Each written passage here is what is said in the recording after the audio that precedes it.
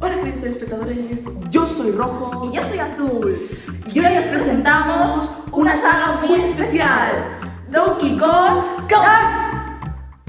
¿Ah?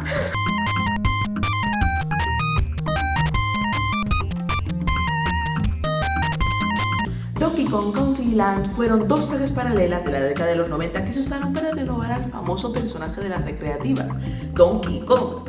Es por eso que vamos a recorrer desde sus inicios hasta la actualidad, recorriendo a una vieja empresa que dio vida a esta famosa saga, pero ¿sabéis cuál es?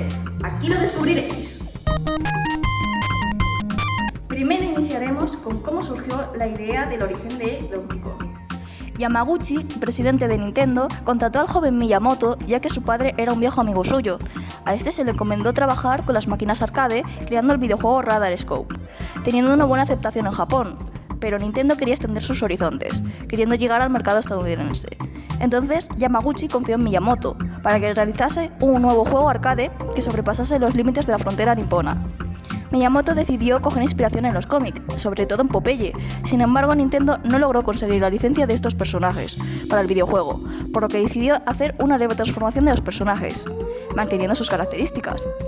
De esa manera pasa a ser Mario una representación de Popeye, Pauline de Olivia y Donkey Kong de Brutus. Y el juego terminó siendo un verdadero éxito, vendiendo un total de 60.000 unidades y obteniendo una recaudación de $180 millones. Esto se debió a las mecánicas del juego y a sus dos personajes más característicos, Donkey Kong y Mario, que en aquella época se llamaba Jumpman. Ahora hablaremos acerca de los dos informáticos que salvaron este antiguo juego. A finales de los 70, Chris Stamper dejó la Universidad de Tecnología de Loughborough en 1981 para dedicarse a la programación de computadoras a tiempo completo.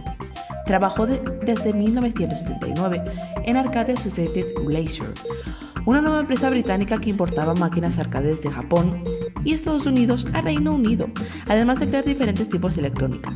Gracias a ello, obtuvo mucha experiencia, pasando gran parte de su tiempo trabajando en kits de conversión, transformando Galaxian en Space Invaders.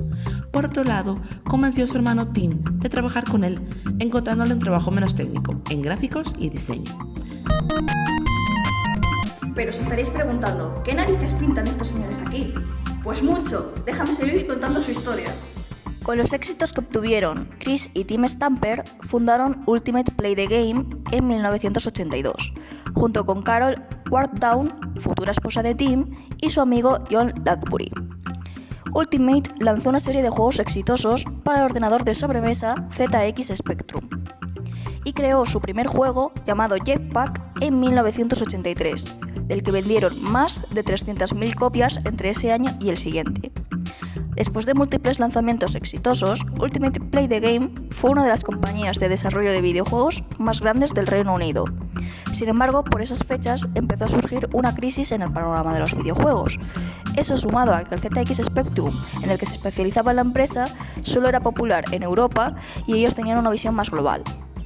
Por eso, los directores vieron que no les acabaría siendo beneficioso seguir con ese ordenador, por lo que en esa época los hermanos Stamper descubrieron una consola importada de Japón, que estaba teniendo gran popularidad, llamada Famicom, que pensaron que era una gran alternativa para la compañía.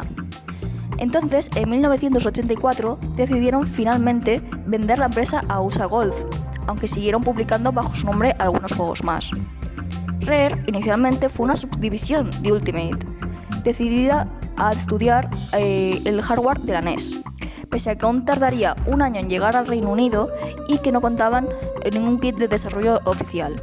Con mucha ilusión en el nuevo proyecto, los Stampers se llevaron a Kioto, Japón, algunas demos de proyectos para Famicom, gracias a analizar en profundidad el sistema de seguridad de la consola, de un modo artesanal, para mostrárselos a los directivos de Nintendo.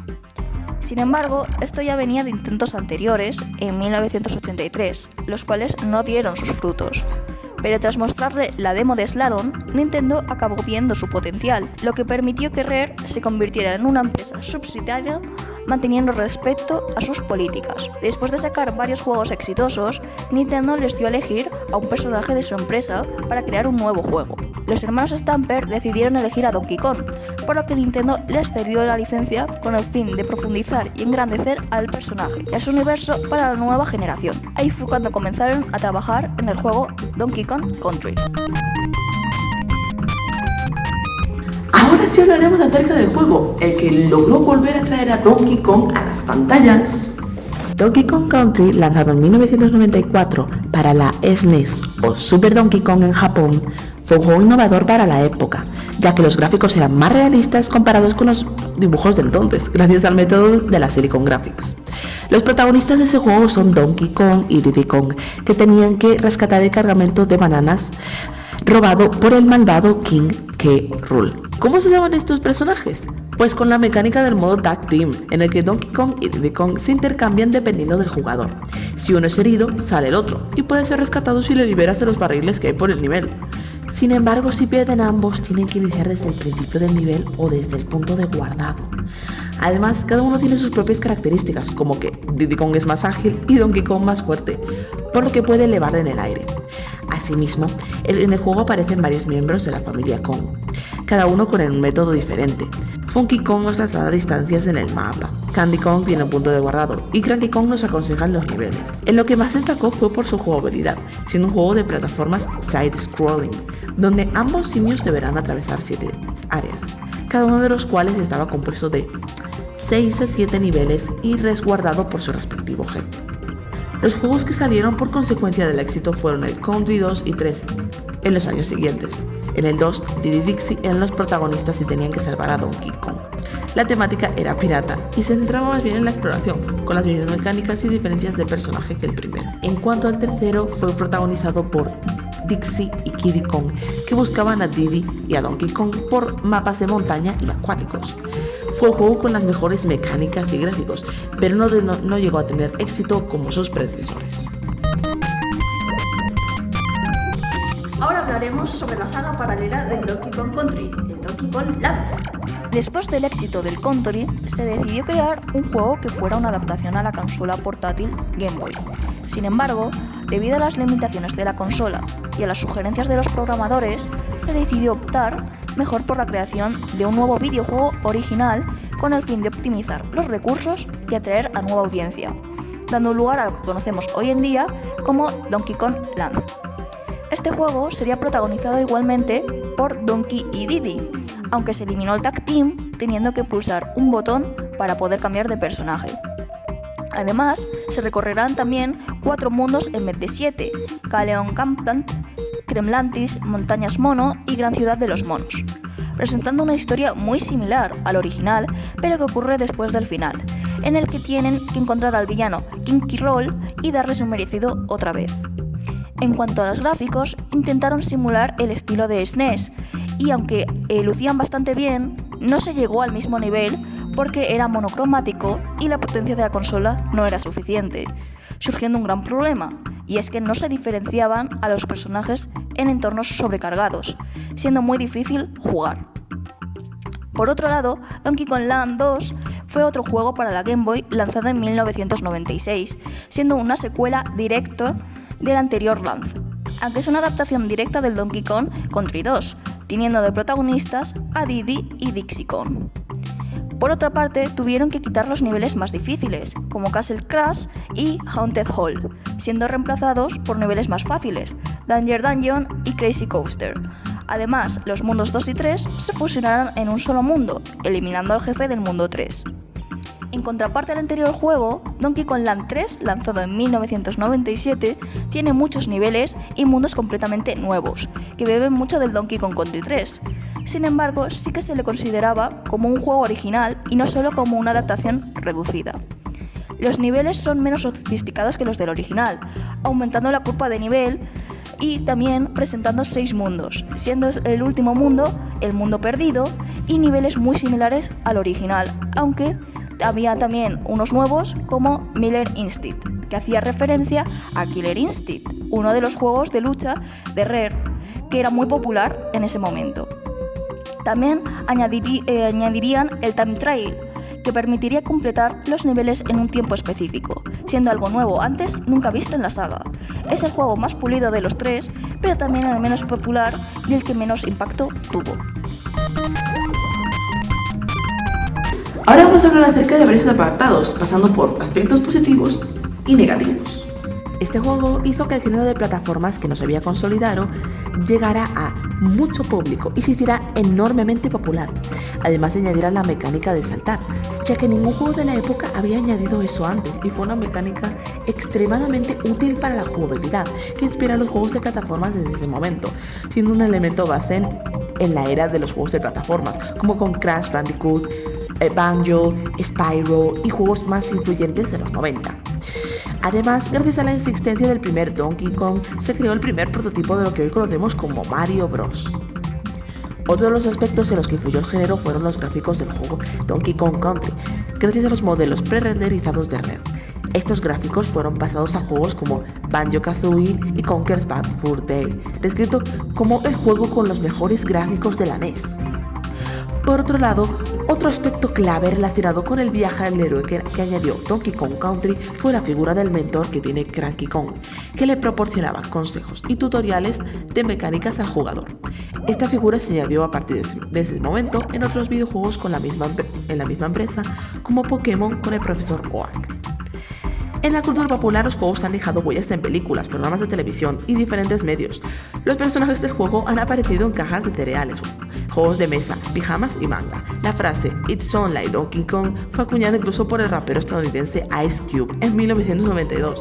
El Donkey Kong Rap se ha usado en la película Ted o en el programa de televisión Como conocía vuestra madre.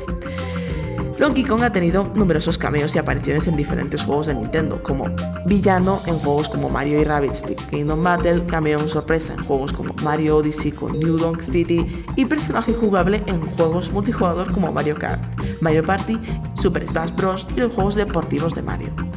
Actualmente Donkey Kong ha aparecido en la película de Mario Bros. De Universal Studios como villano enfrentándose a Mario, haciendo referencia al juego arcade original y luego personaje secundario, ayudándole contra Bowser. Además, Japón tiene pensado inaugurar la apertura del parque temático de Donkey Kong en Universal Studios Japón, con nuevas atracciones, tiendas y más, donde la atracción más destacable sería la montaña rusa con la vagoneta de Donkey Kong Country. Se creará una copia de este parque en el Super Nintendo World de Colorado, Estados Unidos. A pesar de los puntos positivos mencionados, Nintendo se vio envuelto en una gran polémica en 1985, cuando Universal Studios se estaba interesando en el mundo de los videojuegos y escuchó acerca de Donkey Kong, ya que el abogado de la compañía analizó el juego y determinó que infringía los derechos de copyright al ser demasiado similar a King Kong. Howard Lincoln, el abogado principal de Nintendo, tuvo la idea de demostrar que Nintendo no era una marca como el resto. Por tanto, los conflictos entre Nintendo y Universal empeoraron, y a Nintendo se le propusieron tres opciones: eliminar a los personajes involucrados, obtener una licencia de Universal o ir a juicio. Se tomó la tercera opción, acabando en un juicio. En esta situación, Lincoln contrató a otro abogado, llamado John Kirby, que tomó declaración de Shigeru Miyamoto, el cual confesó que iba a llamar al juego inicialmente King Kong, porque en Japón este término se usa para referirse a un mono grande. El juicio duró 7 días y Universal defendía que Donkey Kong podría llegar a equívocos con King Kong, lo que infringía completamente los derechos de autor. Por otro lado, Kirby argumentó las diferencias de ambos productos y demostró que la trama de King Kong era de dominio público, acabando con la victoria de Nintendo en el juicio. Como recompensa por los daños causados, Nintendo ganó $1,8 millones. Tras obtener esta suma de dinero, Nintendo se pudo consolidar como la industria que tenemos hoy en día y, a pesar de la crisis de los videojuegos que daría comienzo en esa época, pudieron remontar. En honor al trabajo del abogado John Kirby, Nintendo decidió crear un personaje con su nombre, el llamado icónico personaje Kirby. Esto demuestra que Donkey Kong ha influido tanto en el género como en la cultura pop actual, ayudando al dominio de Nintendo y a popularizar el género de plataformas. Es una pena que Nintendo actualmente no aproveche esta maravillosa saga. Ya, la verdad, esperemos que Nintendo continúe creando futuros juegos de esta saga. No hay que darle la espalda a quien te da de comer. Efectivamente, como nosotras con los vídeos de YouTube. Pero para eso necesitamos vuestra ayuda. Por favor, suscribíos, activad la campanita, dadle like, compartid con vuestros amigos y si queréis más información, debajo en la descripción tenéis varios enlaces a nuestros blogs. Muchas gracias y ¡hasta la próxima!